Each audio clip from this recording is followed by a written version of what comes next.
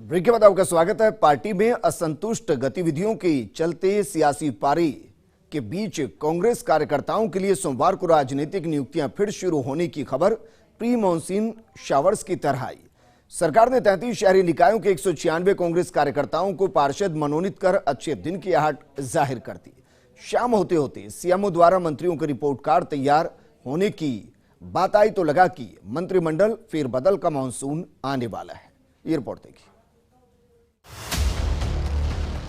प्रदेश में अशोक गहलोत सरकार को सत्ता संभाले करीब 2.5 साल पूरा होने को है, लेकिन कभी लोकसभा चुनाव, पंचायत निकाय चुनाव तो ज्यादातर समय कोरोना के कहर की वजह से राजनीतिक नियुक्तियां अटकी रही सही कसर पार्टी के 2 गुटों में प्रेशर काउंटर प्रेशर ने पूरी कर दी।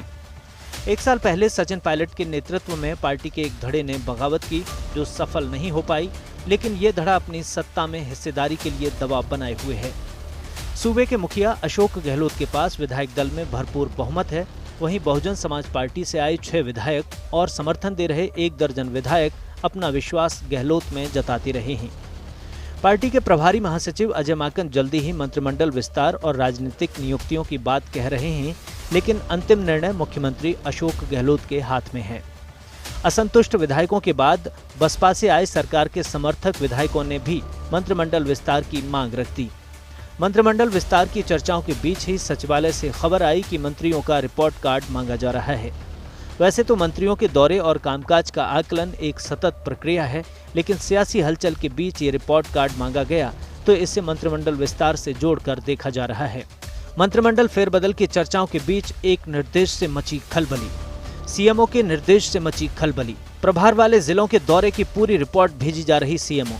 इसके लिए पूरी तथ्यात्मक जानकारी संबंधी है निर्देश। मंत्रियों के दौरे का ब्यौरा, निरीक्षण और उसमें दिए निर्देश।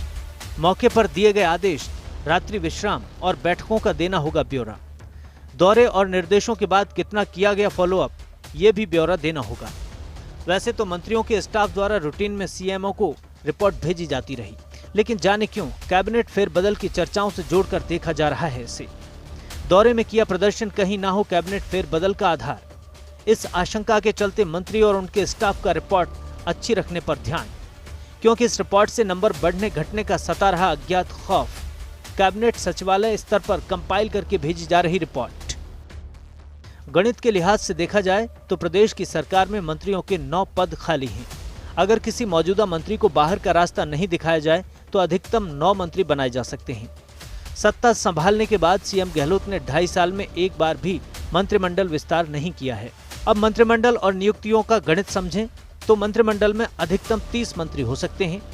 मुख्यमंत्री के अलावा अभी 20 मंत्री, 10 कैबिनेट, 10 राज्य मंत्री हैं। इसके अलावा कुछ विधायकों को संसदीय सचिव बनाया जा सकता है। प्रदेश स्तरीय राजनीतिक नियुक्तियों में 1 दर्जन से अधिक विधायकों को किया जा सकता है एडजस्ट।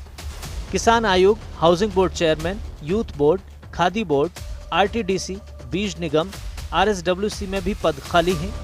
20 सूत्री कार्यक्रम क्रियान्वयन, अभाव अभियोग निराकरण समिति में भी नियुक्ति बाकी है। बड़े शहरों में यूआईटी चेयरमैन के पद भी खाली हैं।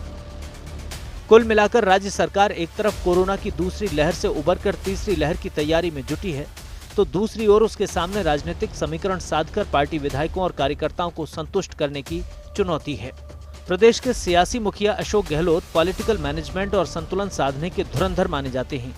ऐसे में देखना होगा कि आने वाला समय कांग्रेस जनों और विधायकों के लिए कैसा राजनीतिक मानसून लाता है। Bureau report, first India news.